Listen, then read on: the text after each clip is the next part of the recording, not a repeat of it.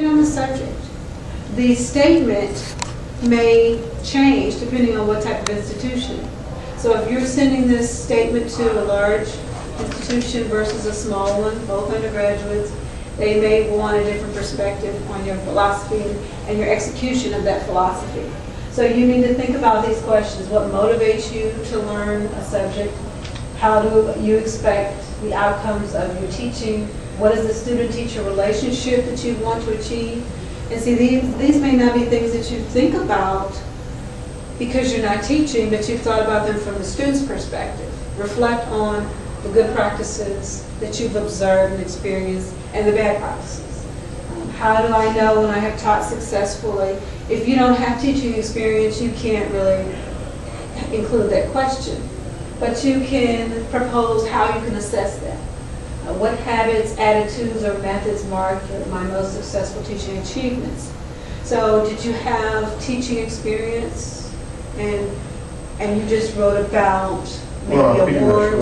I gave lectures and we get evaluated by the students. And most evaluations were positive. Okay.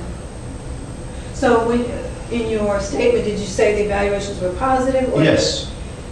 But when you have about like 70 students in a class, and you want to present some evidence that they were positive, right?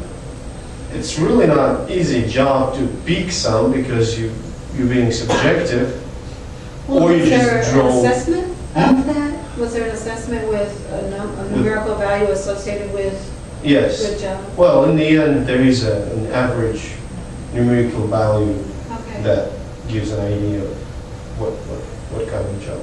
So did you include that in your statement? No, and I think it was. That may have been, what do you think? It may have made a difference. It may have, but I think probably what they were looking for more is not necessarily your experience in doing that, but I mean, what is it in your teaching are you valuing? What are you looking for to promote as a teacher? See what I'm saying? I mean, that was good information, but that's probably not the focus they wanted to. Need a little bit more information on, how do you feel about teaching? Yeah, because You I see think what I'm saying? So there was you good can record me information, and put but it. maybe not relative to what they're looking for. So what values do you impart on your students? And that's something you may not think about, until you sit down to write this statement. What code of ethics guides you? So if you don't know the appropriate behavior for teaching, you should learn it before you enter the profession. Because I've seen some inappropriate behaviors. What theme pervades your teaching? I can give you an example about it, like a theme of focus. I'm sure you've written proposals. And I know when I wrote my proposal for NIH to get the fellowship from Mark, I had to do it really like a little mini statement of my goal and mission, kind of like a little teaching statement. And I know one of the things that guided me in writing that was how I felt about teaching. I like to teach basics, teach students the fundamentals. You see what I'm saying? But I had been teaching for about 10 years, so based on the experience I had in those 10 years, I saw where students were lacking in some fundamental things before they got to me. They had biology 101. By the time they got to a higher level biology course, they still didn't know about the cell. They still didn't know the components and functions of a cell, that kind of thing. So I was passionate about that. So I let that drive my statement because that's what I value in teaching. The students learn the basics and fundamentals, and then I went from there. So that was kind of like the theme that pervades all my teaching and still does. And I teach a course, I'm real fundamental, real basic. And then lead them up. Show progression of learning was an important thing. And so that just shows you need to assess your personal theme. So if you don't want to deal with the fundamentals and you want students who have mastered that and they're at the higher levels, then you need to know that about yourself and just say, just say what your opinion is. It's more of a reflection of you and what you value. And if you haven't thought about that, then, start thinking about that. Just jotting some things down in case you have to do a statement. Yeah, and even if you don't have to do a statement and you go to a primarily research institution, you may have to teach 1 or 2 classes. You will still need to reflect on these things. You still need to think about how you will convey the information. Because at the college level, some of us expect the students to be able to learn on their own. And that's not going to work for most places, depending on what classes you're teaching. Thinking about now, I'm at a community college, where you at a 4-year institution, and a community college where it's 60% African Americans. A lot of students they don't have the basics. 2/3 of our students have to take developmental courses before they even get into college level courses. I see what I'm saying, credit bearing courses. So it's important to our institution that our faculty have patience. Yes. That we pride ourselves in nurturing students and bringing them up. And just because you don't know it at this level, we're not going to ever dismiss you. We're going to work with you, try to empower you to be better and can transition into the LSUs and that kind of thing. So it would be very good that when you're applying to different schools, you study that school and their mission and have an idea of what is important to them. Are you a good fit for that? You may not be a good fit for Southern University, but a better fit for LSU because of their mission and the things that the school value. You see what I'm saying? Yes. I have a question. Yes. Do you know whether medical doctors want to apply for a position in the department to become faculty member and teach residents or medical students? Do they have to teaching statement or? Yeah, for sure, yes. You need that. Do they? For that. Oh, you mean in here in the research department? No, for example, someone who wants to work as a surgeon in this hospital, but one of his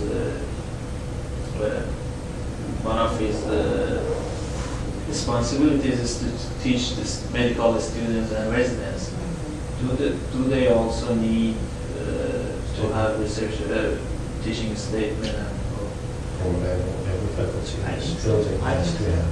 I have seen a lot of universities, they ask for teaching Yes. statement. Yes. And your focus in that statement may be different if you're teaching medical students. You need to know what the students need, You need to be able to prepare them for their board exams. Do they have podcasts?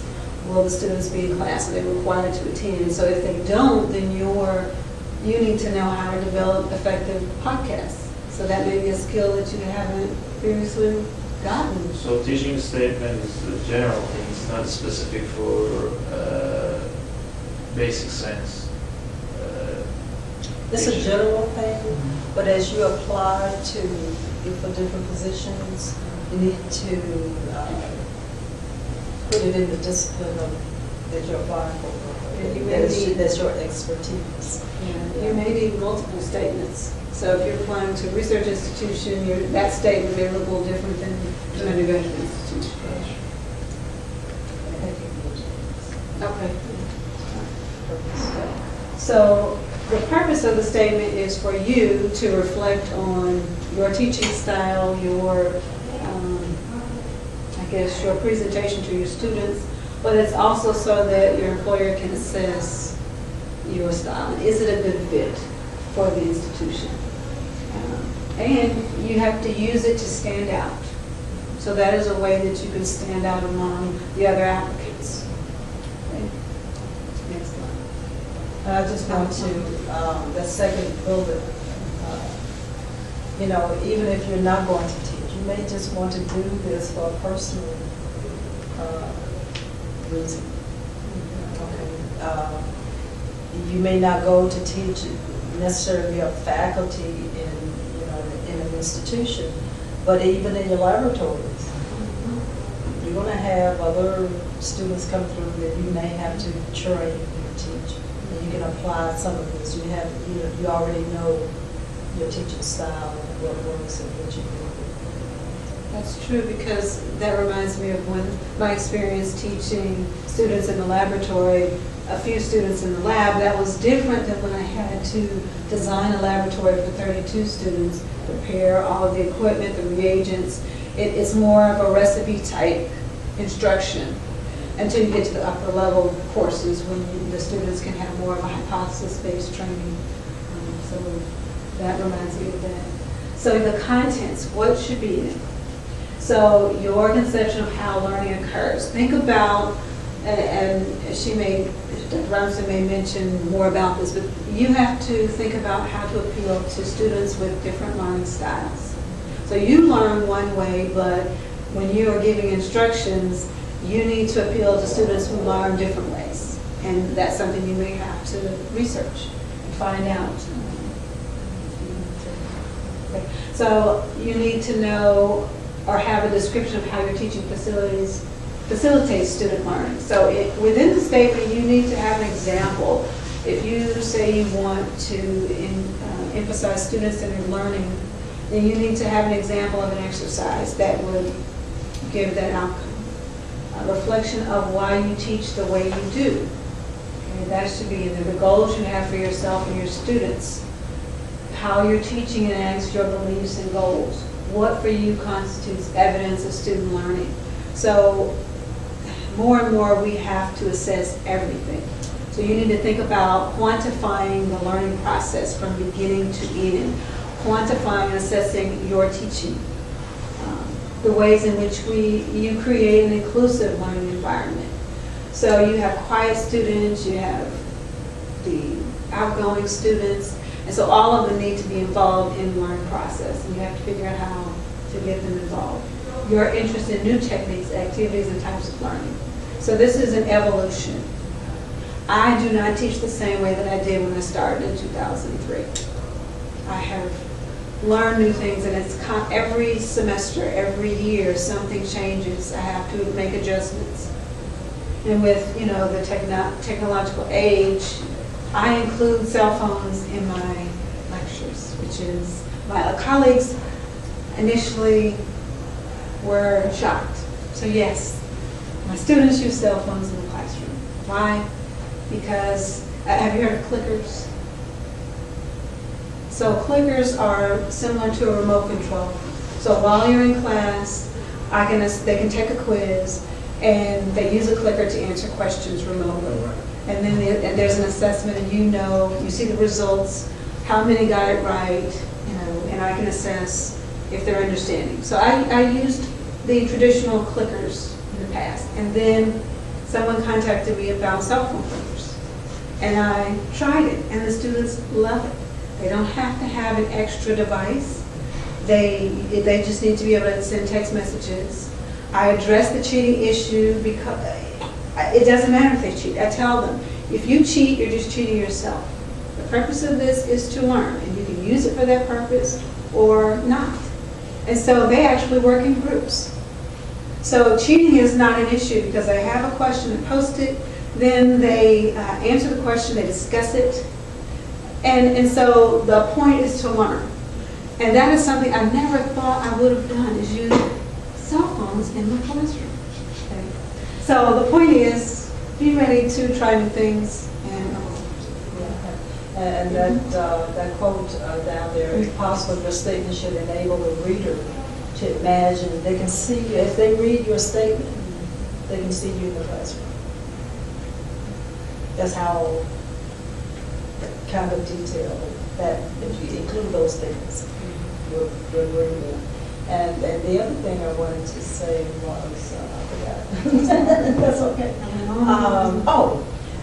It would be good to, higher education has changed tremendously. It would be good to go out and find out what are the trends in higher education. You see what I'm saying? because student-centered learning is huge. So your understanding of that and reflect on how you feel about it, or how you would address that, and include those things that, if I were a reader, that would really impress me. That you have the technological, you're talking this high tech, you're up with the age, you're current. You see what I'm saying? So it would be good to go find out what's important. Assessment is huge. Like those types of things. And you're going to generalize it. I mean, you're going to reflect on how you would approach and address those things, but in a general way. Let them know that you know about those things, and you thought about it, and this is how you would address those issues. I have a question here. So the conception, the description of the teaching, facilitation, student learning, those personal things related to experience, they can be quite general. Mm-hmm. But when it comes to the things like assessment of student achievements, how detailed should it be? So I mean, should you give pretty much the plan of 4 quizzes and a final exam No. and multiple choice versus essay, or it should be something else? Because I can't think of something else. It can be general but specific. So you don't have to say, I'll have 4 quizzes per semester, but you can say, I will incorporate quizzes, after so many lectures or after each chapter. Mm-hmm. I will have about 2 exams or 3 exams, however, I will have a recitation. I mean, you have to have a general. I'll give you an example. For example, if you like to give, you like presentations, and versus a lot of tests, that's my style. You see, you're talking about how you will assess, but your assessment flavor, you value more the student actually presenting. And you're grading, but you're looking at a lot of different things when they present. You see what I'm saying? Yes. You kind of keep it general, but you're saying what you value. Right. Okay. For example, I really prefer essay questions. And then I can kind of explain why I value that, because it gives me an opportunity to see how the student express themselves through written expression. It's a lot of things can come from that I can gain more from than a multiple choice question, something like that. But you need to be clear, concise, see? So you can't go on, and it's not enough room for a lot of detail, so you got to make it clear and concise. And you need to exhibit flexibility. So one style may be appropriate for one type of classroom, but if you have 100 students, you can't have that, or you can't have every student present. You have to use multiple choice. So you have to figure out. You may have to define. Okay, I prefer this in this type of classroom setting, and if it's this type of classroom setting, then I'm flexible enough to do something else, or Right. And that's where the research in the institution, what types of classes will you be teaching, so that you can sort of design. But it comes to the question. So when you apply usually in job description, you have an idea. Let's say you're going to teach cellular biology 101, biochemistry 101, and 2 courses from your field of experience, upper level course from your field of experience. But you don't know whether it's going to be 100 students course or it's going to be 7 students course. You can find out. You go to their website and they list the schedule with the number of students. Right.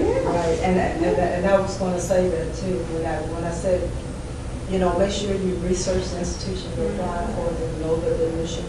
Do the same thing with, you're going to be a biology teacher or certain courses. Research those courses, and that's impressive. And you've already thought through how you're going to, And make general statements about being flexible, whether it's 100 students or 1 student. You know, you're gonna make general, concise statements. You know, not gonna get into a whole lot of detail, but just enough to let the reader know. I see. You see what I'm saying? Mhm. And it maybe take a little bit. Yeah. So general guidelines, brief and well written, as she said, clear and concise. Use narrative first person. Be sincere. So when they read it, they should, sometimes you can tell when people are making general statements that are not personal. So it should evoke genuine feelings. Make it make it specific rather than abstract. So give some concrete examples of how you, did you want to say something? So be disciplined, specific. Okay. The research. Find out, let's say your specialty is physiology, but you'll have to teach general biology or something outside of your expertise. Be prepared to do that, because with a PhD, when you're hired, they may expect you to teach courses that you're not familiar with, and that's just the way it is. Let me say something to that. If you're teaching something outside of your expertise, relate how what your expertise is in can augment the other thing that you're teaching. Show the relationship. Because let them know, even though you are heavy here, oh, but he still can be beneficial to us here. You know, and kind of speak to them, you know, and how what you do have the expertise in can still be across the board, across courses. How normal is that to be an expert in the field A and apply for a job in which half of your responsibilities in teaching are going to be in field B, which is related because they both biology. That's it. But like microbiology versus, I don't know, human anatomy. It depends on the department. Yeah. So at an undergraduate institution, you will most likely teach something outside of your expertise. Even if it's in a general freshman level, you will do that. If it's at a research institution, they're pretty much hiring you to teach certain courses because of your expertise.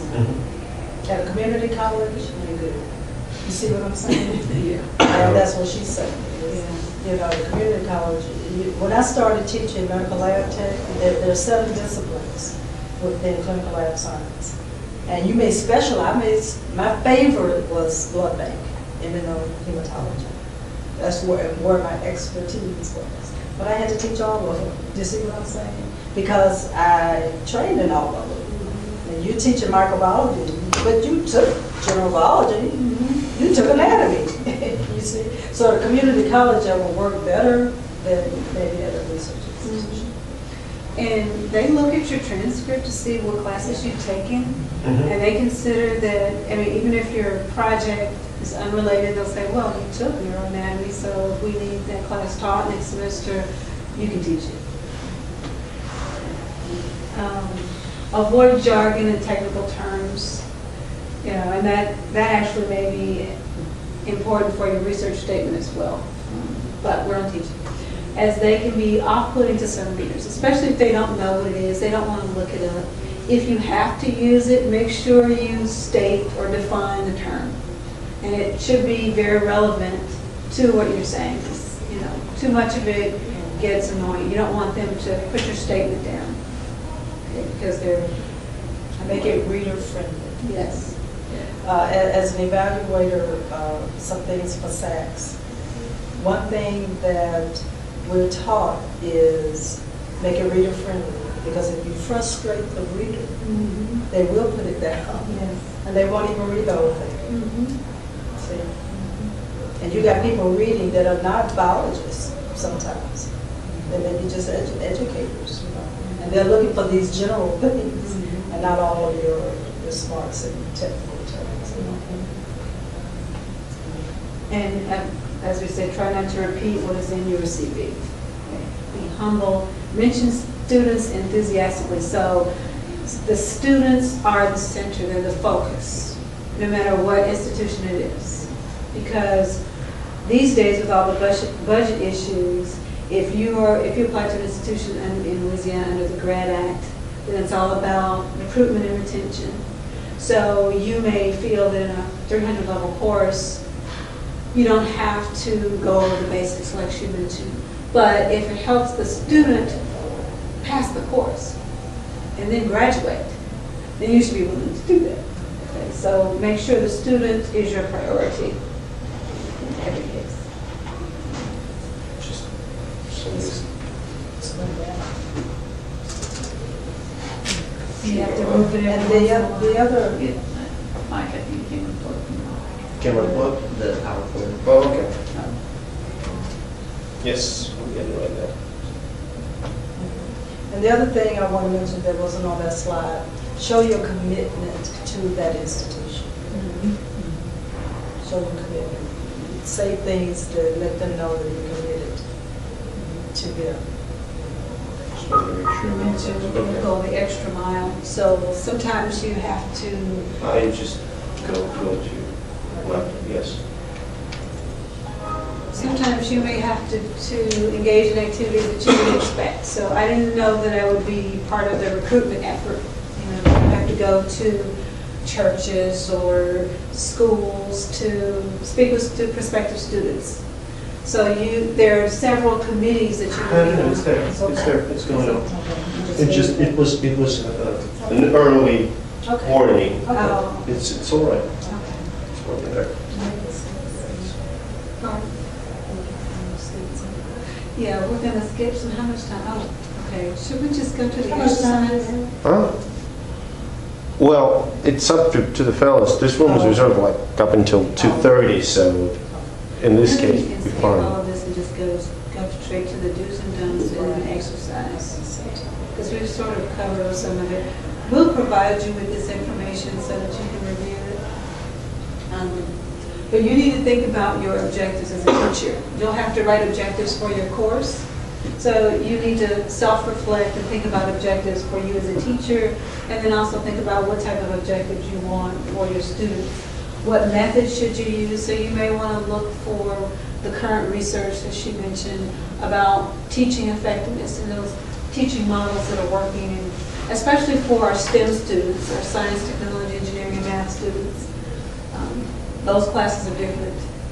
How shall I measure my effectiveness? So that's something you need to think about.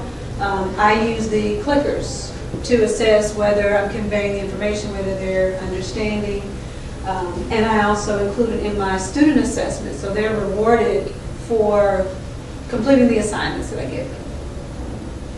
And then how do I justify my values? So what is the outcome? Why do you value what you value? You ever thought about that? Why is it important to you, just in general, just life issues? Why do you value the things that you value? That's how it is. And your students may not have those same values. To avoid anxiety. For example, I give you another example. I didn't grow up wanting to be a teacher, but my mom was a teacher. Okay? You see what I'm saying? And so I'm around that environment all the time. And I even told people I would never be a teacher. But what I really meant, I don't want to teach the little ones in elementary and growing up. But I ended up teaching my profession. You see what I'm saying? So I value that because I grew up in it. You know, then I got to reflecting on some of the things I did as a child. Do you know what I did? I mean, I made middle school.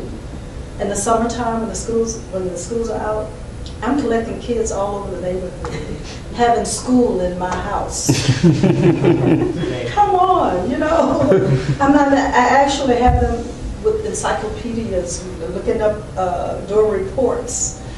And I had a roll book. Come on. You know, I don't want to be a teacher. Written all over it. It is teacher written all over it.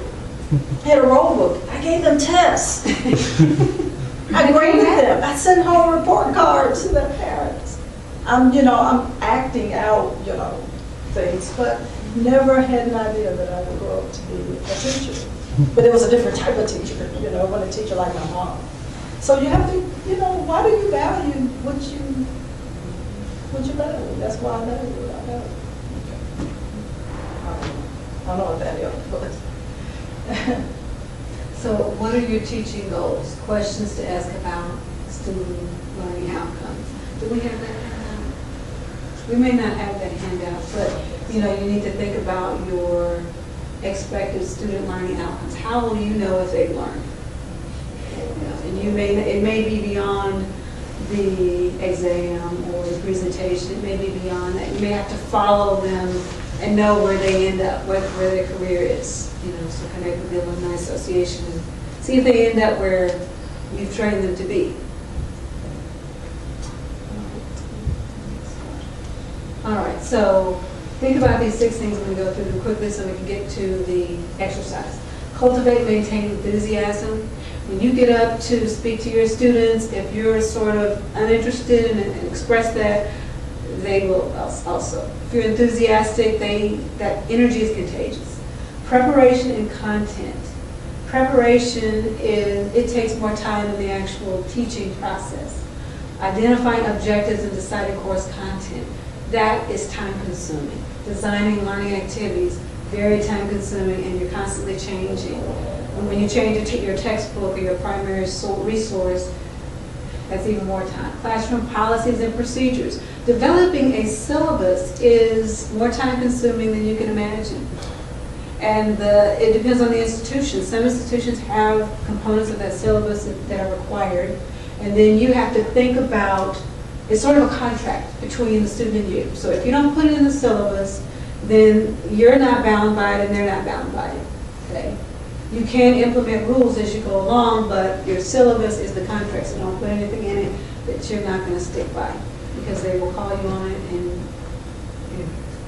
communicating structure. So the students, some instructors are not as structured with their classrooms. You have to think about the structure that you want. Do you want a strict structure?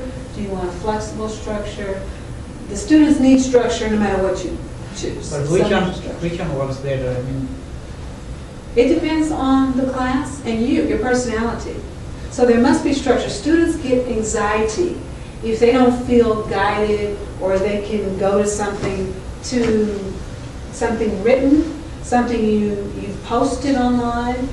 They need rules. They don't always like them, but they actually like them and don't realize it because they go back to those.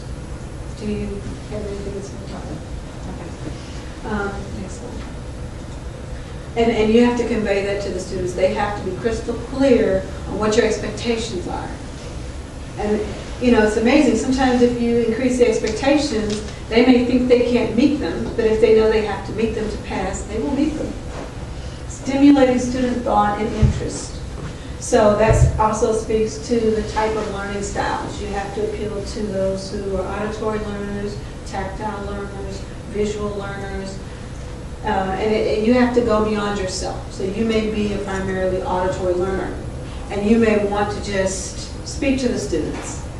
Some of this they need something to see. Some of them need visuals. So one thing that we do is we provide them with the PowerPoint slides as you do here. But one thing I learned was when I got to LSU-S, they were not using PowerPoint that much.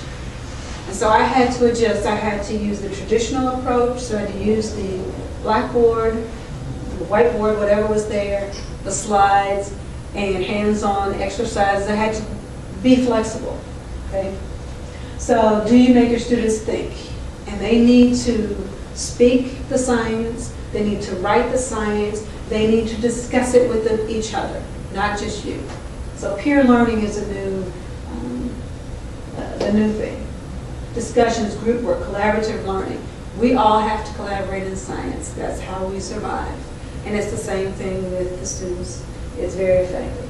Teaching to stimulate and motivate. You'd be surprised how much they pay attention to you as the instructor.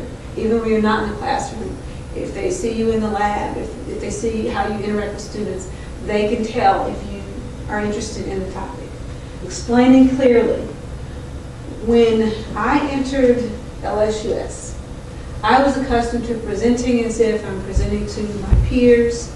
They knew the background information, so I didn't have to explain terms. I didn't have to, as we say, break it down to its lowest level. So depending on the institution, you may have to do that. If you teach at a medical school, they go through the topic so quickly, you expect them to have a basic level of understanding. So how much or how clear you explain things will depend on the students. Okay? So how to know when you are not clear, they will tell you. And make sure you ask and you find out. Okay? Making the content relevant. So if you aren't going to, there's a lot of information that you may not test them on. But make sure that it is clear what you expect them to learn. Even if it's not on the exam, make your learning objectives clear. Okay? The case in point that makes it clear. Knowledge and love of the content. So it's easier to teach something that you love, your area of expertise. But even if it's not your area of expertise, you have to exude the passion and the excitement to the students. Okay? Is more better when it comes to content? Not always. If they get the fundamentals, the basics, sometimes that's the best thing. They may not get all the details, but to get to the next level, they have to have the fundamentals, and then they can get the details, say, in the upper level course. If they're at a medical institution or a graduate school, you need to make sure they know what background they should have, so that if they don't have it, they're prepared. Assess their learning through exams, written work projects, presentations, performances. It just really depends on what you value, as Dr. Robinson said, and what works. So you may have to have a combination of different assessments. Okay. I said, well, oh, I'm sorry, go ahead. I saw something. Assessing your teaching. So our institution has an assessment tool in which the students give feedback about their experience in the classroom. Okay. You can simply use that, or you can include your own assessment. So my last lecture includes an assessment of the clicker quizzes. I need to know if it's effective, if the students feel it's effective. Do they feel that they're learning? And I do not continue with it if there is a negative feedback. And so far I've gotten positive feedback, and I tell them, if this is not working, then I'm going to do something differently. So I need you to tell me if it's working. So basically, you need to be able to, in your statement, to speak to those, I guess, pedagogical type things, teaching effectiveness. You can't go into a whole lot of detail, Right. but study it enough to know where you stand, how you would conduct your class. So, you're not speaking to this kind of detail, but we're going through this kind of detail. So to impress upon you that it's important, then you begin to reflect on how you would approach your class as far as teaching effectively. Because those are the types of things that reader wants to know. They want to know. And some of it, they just want to know if you know that you should do it. Right. Yeah. Oh, and one thing I was going to say too, remember I said to research higher education trends today. A big thing today is not you as a teacher. No longer do we stand at a board and go through it, feed you information. Now, it's more of a facilitation. So since that's the big hot item in higher education, you need to kind of, reflect on how you feel about how you would use that, how you would be more of a facilitator, and the student is more student-centered learning more than you standing there spilling out stuff to, feeding them information. So, Should we just go to the exercise? Yeah, because you kind of talked about all of it. Then you'll get all this. Do the do's and don'ts. Okay, so don't, as we said, rehash your curriculum. Okay. Don't make empty general statements. I run a learner-centered classroom. If you state that, you need to follow up with specifics. You know, how would you run a learner-student or student-centered classroom? Okay? Oh, don't overload with information. Okay? Do keep it short, humble in tone, be reflective. So they don't expect you to be a perfect teacher. Let's say you have some teaching experience, you can state your mistakes and how you overcame them. That's good. I mentioned how students have reacted to your teaching innovations. You know, and that speaks to your assessment, your thought of assessment, being able to assess it. Okay. All right. So what is the purpose of a philosophy of teaching statement? How do I begin writing? How should one put together a philosophy? What are the major components? So hopefully we've addressed some of that. So when you're writing your statement, or after you finish, think about whether you've addressed these questions. How does your statement demonstrate how to the reader your pedagogical initiative?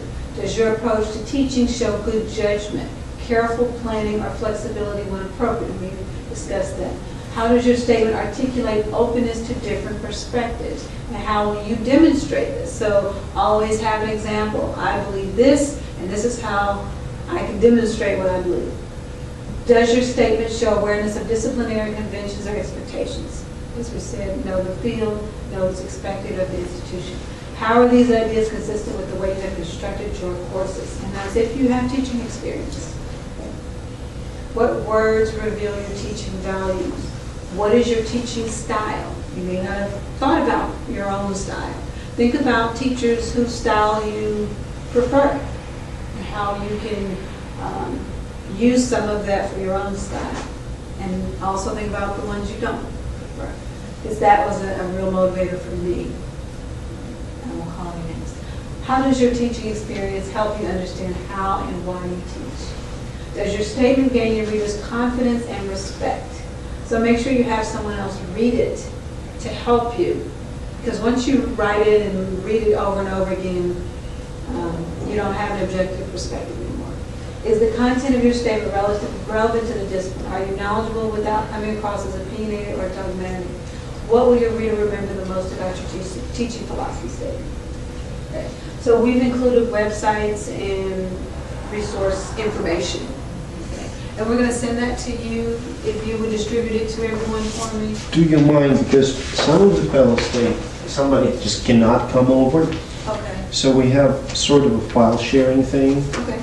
I send the link to everyone who's interested, and people just download it. If you don't mind, I'll just upload it. That's fine.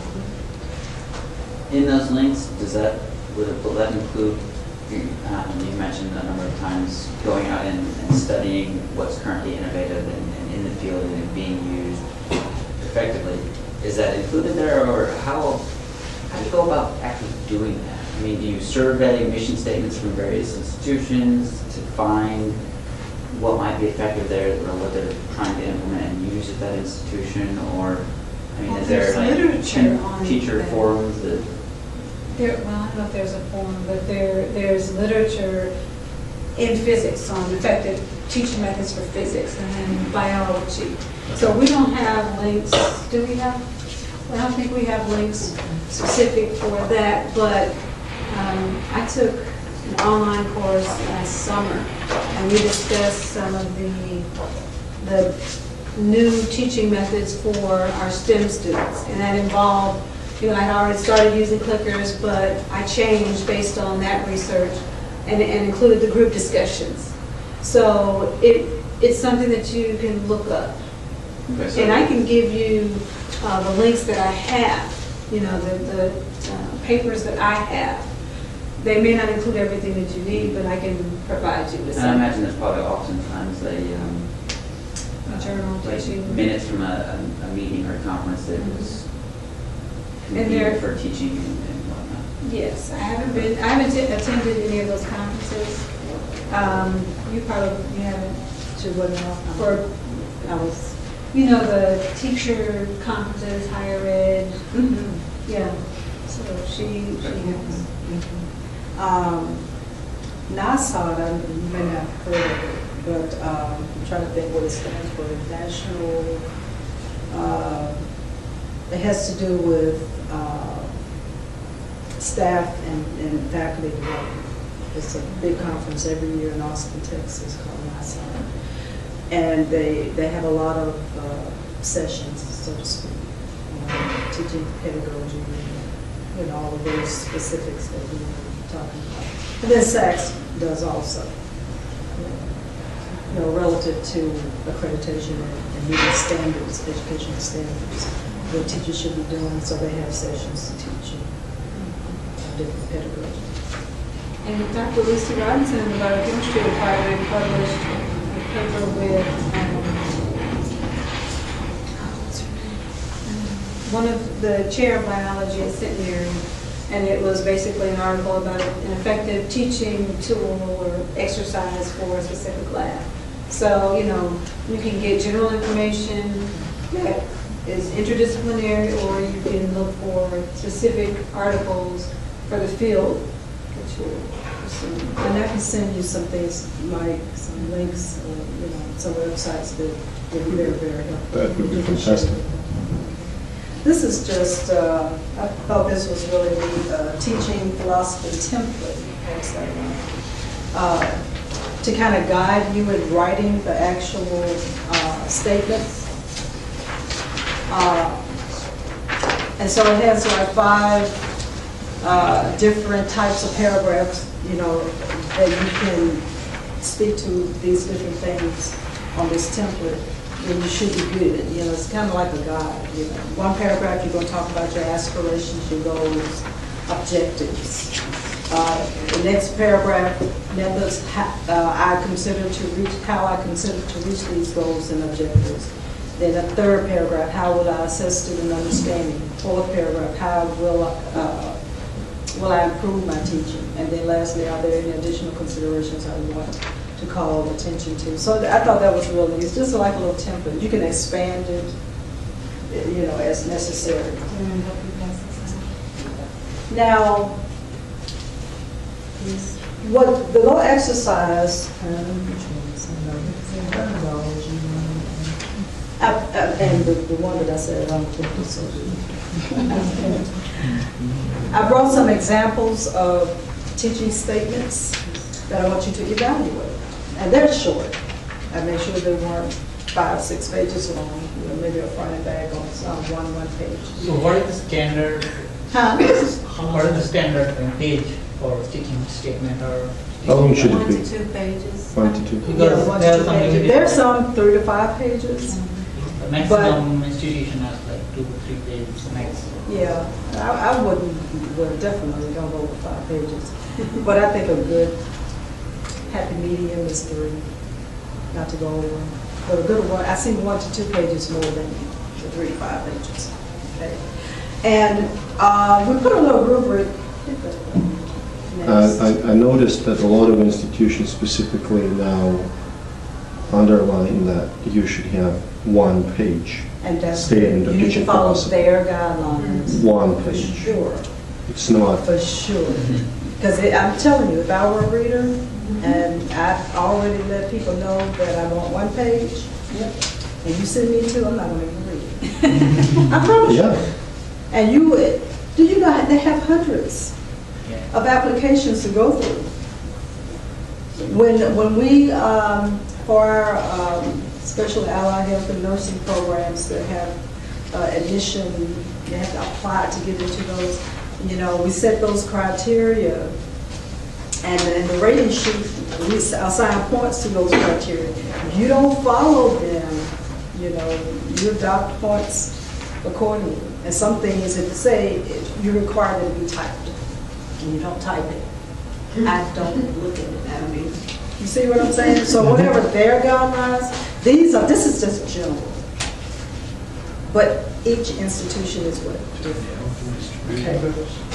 So we put a little short rubric up here. Just use this rubric right now because of time. But I'm going to give you a more exhaustive one, a full rubric that describes what excellent means, what needs work or weak. And you can actually use this, once you write your statement, let someone assess your statement. You assess your own statement and let someone read it and assess it and give you some feedback on it. So this is a rubric to evaluate what you did. Okay? So you can pass that around. Now, should I pass this one out too? Do you want 2 or 3? Just, they can get all of them. Okay. But as far as time, we can do the shortest ones. I want you to look at the one for biology. The one you have is the one for biology. Is that all? Give them the one for biology and statistics. Oh, we didn't get statistics one? Is that Say again? Whatever she had. Oh, right, okay, sorry about that. I thought that you read it. Here it is. It's the biology. And I thought that would be more kind of interesting read than maybe English or history or something like that. Since this is a science institution. Look at the biology one and the one that says statistics. This is extra. And just, and you can really kind of talk together.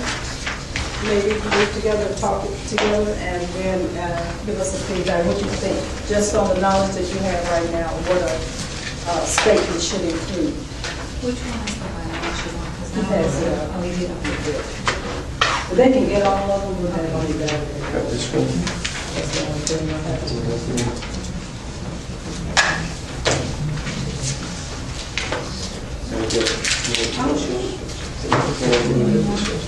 No, statistics, I guess.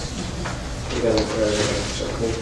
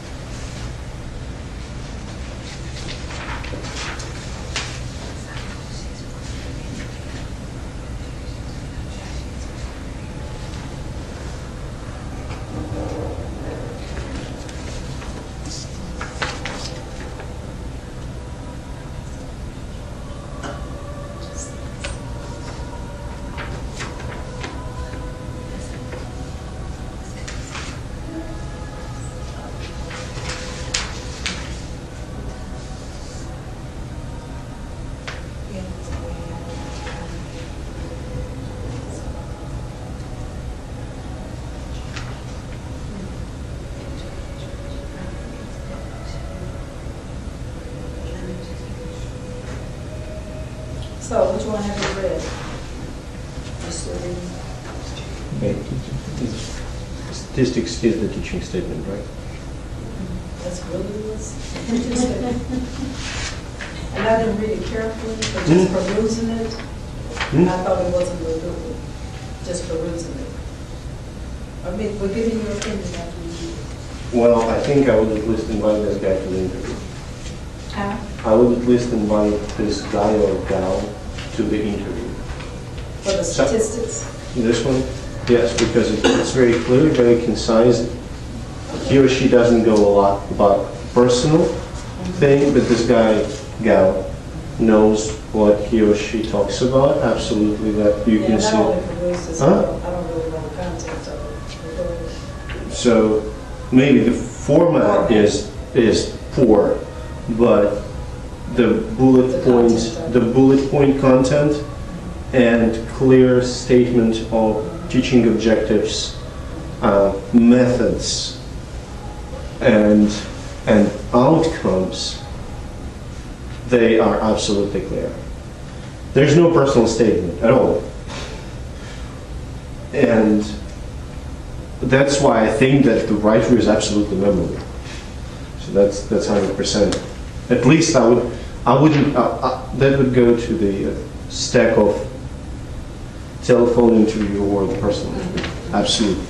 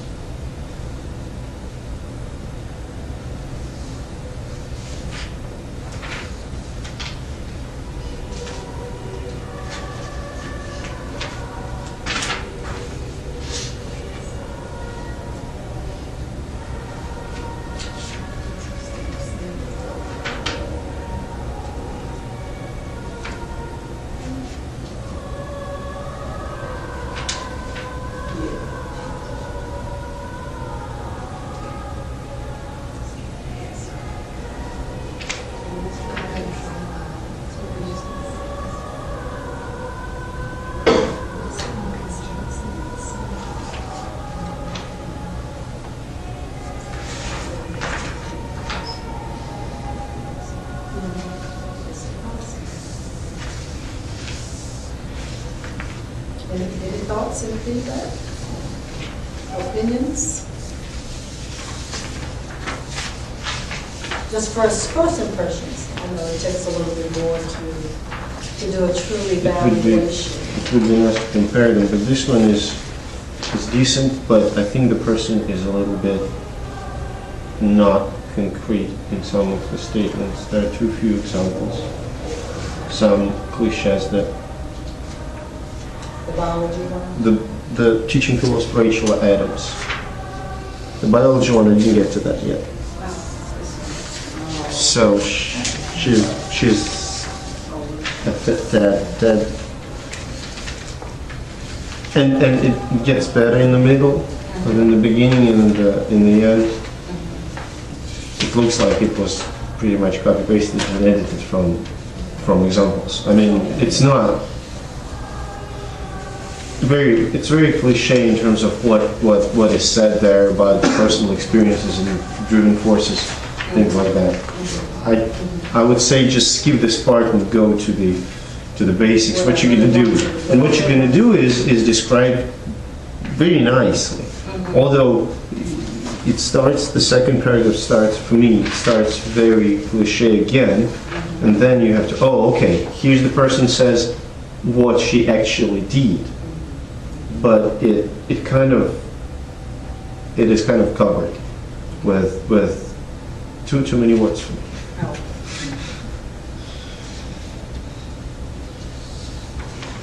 Regarding this biology one, I think this is very technical. A lot of technical words, as you said, it should be like more. One of the adults. Yeah. Don't use a lot of technical terms.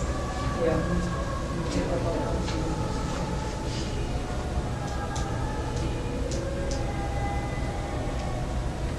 I think it was well written now. The biology. Very, very clear as to how some of these examples reflect her goals and beliefs in her teaching philosophy. Things that they not only will use in the class, but things that they can take outside with them.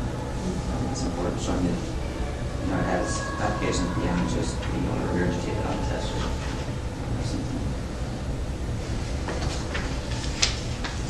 What are the examples?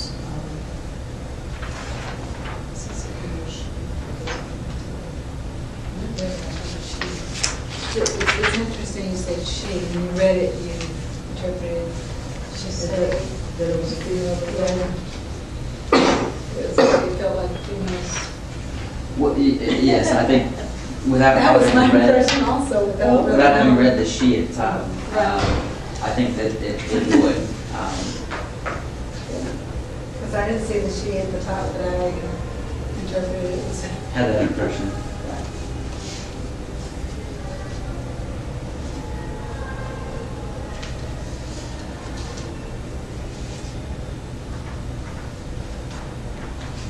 I think a lot of examples were very technical, but then she goes on to generalize it in terms of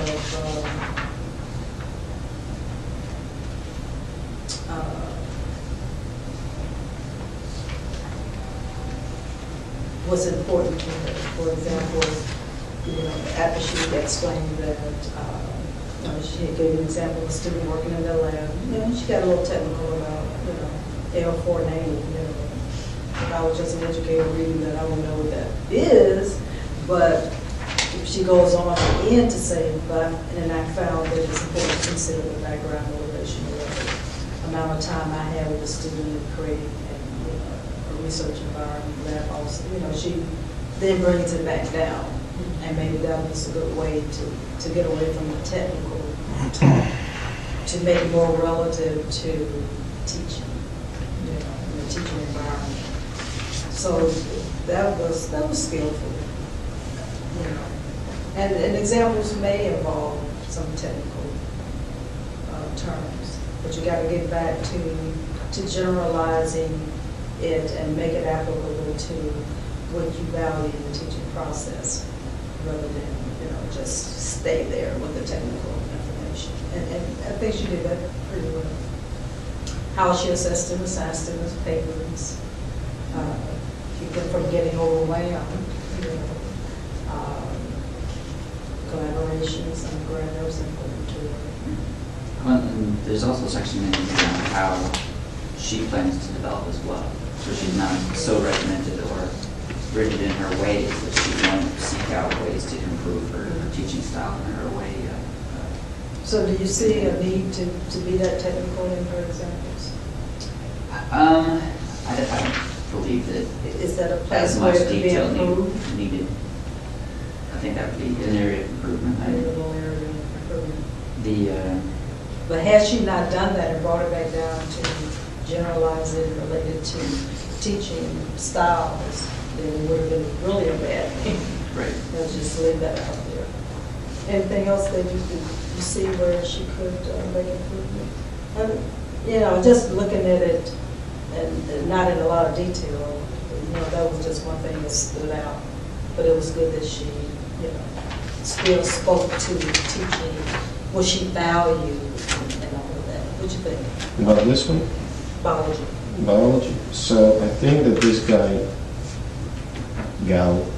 person did a great job in explaining achievements, sometimes slipping in the description of research, which for me is absolutely unnecessary, I think, because the fact that students use PCR has no relation to the teaching skills. Yeah, that's what we were saying, that high-tech talk.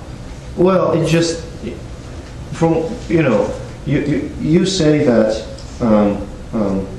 a student participating in a 10-week summer program assessed, for me it would be enough, did the experimental project in the lab that yielded a poster, a talk, I don't know, a prize-winning place in the regional science fair. So show me that you didn't teach, because honestly, now I think I can teach a monkey how to use PCR. But but the thing is, if the person can think of what, the student can think, the student can understand, the student is excited, that's a different story. And it just, students receiving fellowships, what kind of fellowships? Application to a grad school, what graduate school? If they went to Harvard, that's a big deal. Really, things like that, they're important. If you were able to train them, if students went to APS conference on the APS undergrad fellowship, there are 25 of them for a nation. That's an achievement. Put it up. It depends on the institution, because at some undergraduate institutions, the students may not get to that level. They may not generate a poster, but they want to know, can you train students in certain skills? So it may be important to list what that student learned. In many cases, you'll have students that are there for a year and then they're gone. Mm-hmm. It's important to know that some of them went to graduate school. They don't have to go to Harvard. Absolutely. But that you prepare them for a future career. So in some ways, she's saying, I have trained students in a research laboratory, because for some schools, they want you to teach, but they also want you to have your own research program. So for me, she's demonstrating that she has experience training undergraduates or students in the laboratory, and that it's translated to a future career.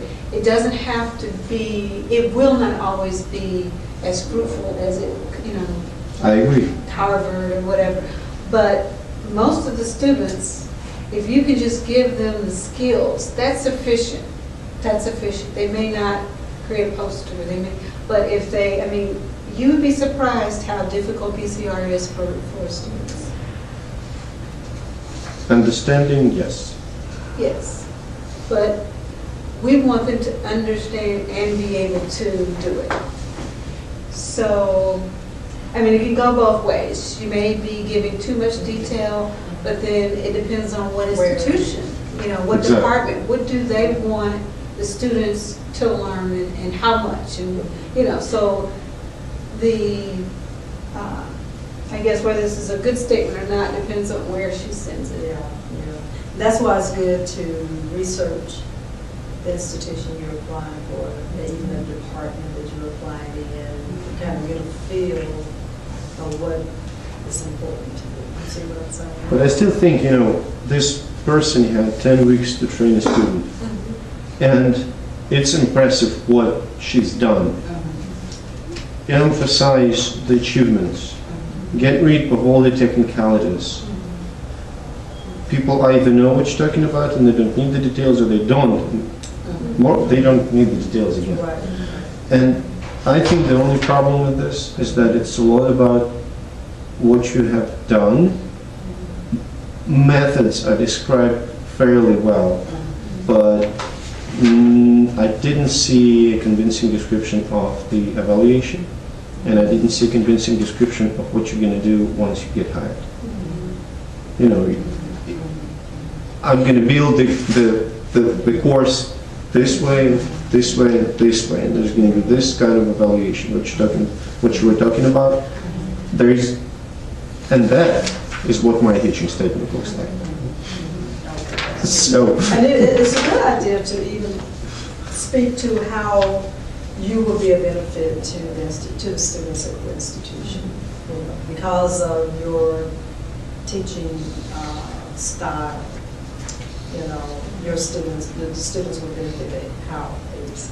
But I'd say the part about the research, undergraduate research, would be very advantageous for the institution like Centenary, like LSU-S, where undergraduate research is very important.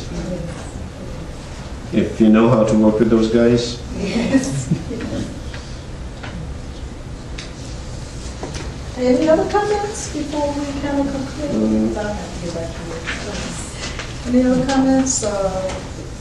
Any other points to mention about what you read?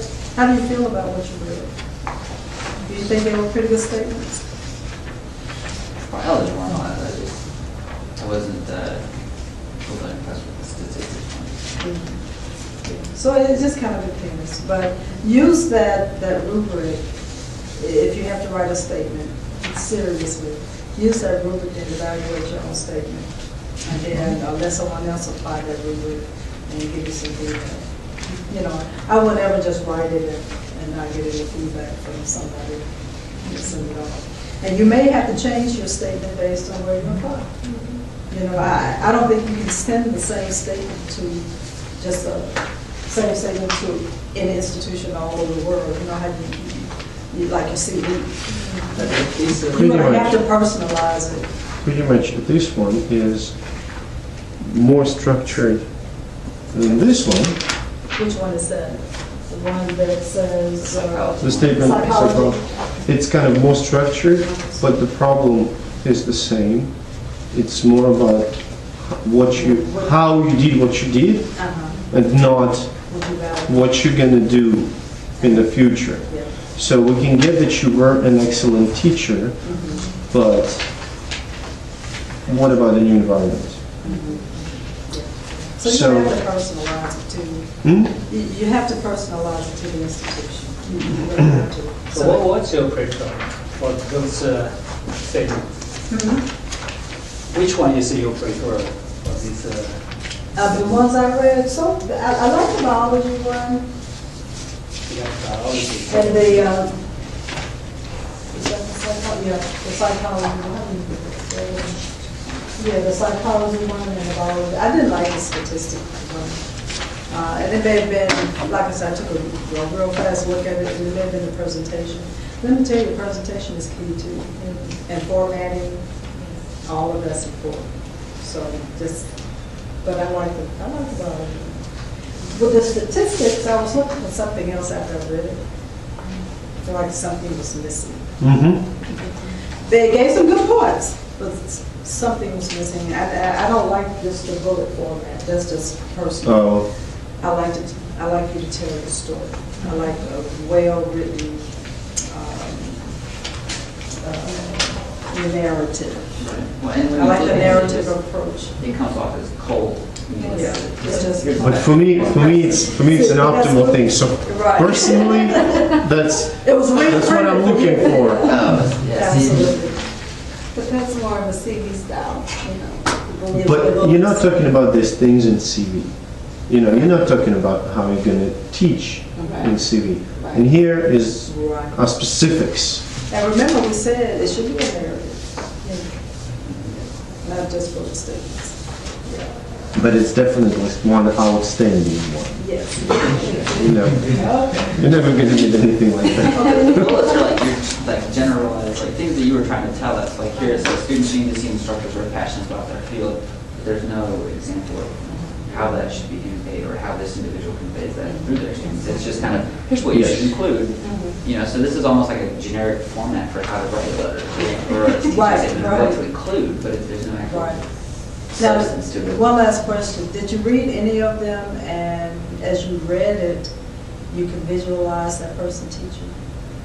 Remember that quote that said your statement should be written such that as the reader reads it, they can see you teaching. The biology one, because there were some areas in here that I could relate to, and it brought back, you know, visions of how I was doing some of this stuff. So I was able to relate, and I think by being able to relate with your readers, that helps them visualize your performances. It's just like in our church, I'm like a secretary for the conference, one part of the church.